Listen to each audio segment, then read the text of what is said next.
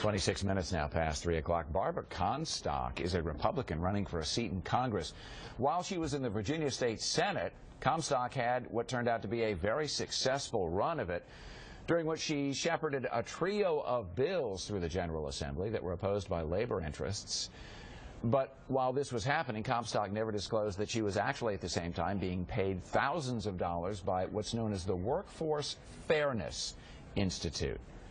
Joining us this afternoon to talk about a very interesting story, Tarini Parti is the political reporter for Politico. One of our colleagues. Tarini, it's good to see you. Thanks for having me. Fascinating story here, and all this comes 26 days before what has become a very interesting race in the state of Virginia, a race for Congress. Barbara Comstock, and this, on the face of it, would seem to be close to a conflict of interest, but what we get into is the situation where those ethics laws in the state of Virginia have some loopholes through which you could drive a truck. Give us sort of the background here, if you would, please. Sure. So what we know is that Barbara Comstock, while she was in the General Assembly, pushed those three bills through the General Assembly while she had a client that supported those same causes. But you're right, it's unclear if there's a conflict of interest here, because the documentation that she's supposed to file for the General Assembly doesn't require her to disclose the name of the client, just the type of client and the type of work that she did for them.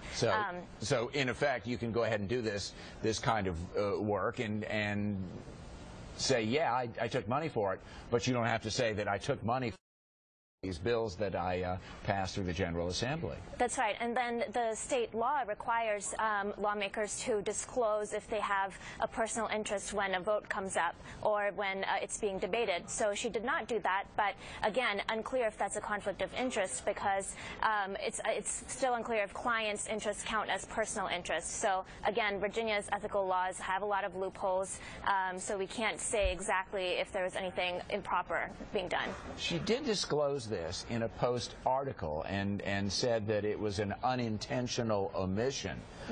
Has it come up so far in the race that she's running? It has. You know, the Washington Post story from last month disclosed that in her federal forms, which congressional candidates are required to file, she did not disclose the Workforce Fairness Institute as one of her clients. So, you know, this has sort of been coming up since the Washington Post reported it, and then we found out that these three bills were actually supported by the same nonprofit. What did the Comstock campaign have to say about this? I'm sure you asked them for a comment. Sure.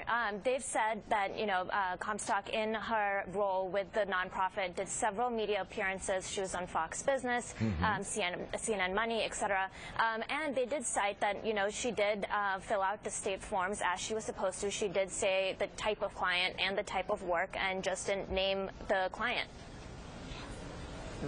It just seems it's the old saw. It's not enough to appear to be good. You actually have to be good, and there doesn't seem, on the face of it, to be any sort of violation here. But it sure doesn't do Barbara Comstock any favors to have taken a considerable sum of money for this, and at the same time then railroading it through, and I don't want to say that's an unfair characterization, to get this passed through the General Assembly. She's just got one vote, but she managed to get this done. That's exactly right. And the group has said that their work has focused on the federal level, even though it was the same policies.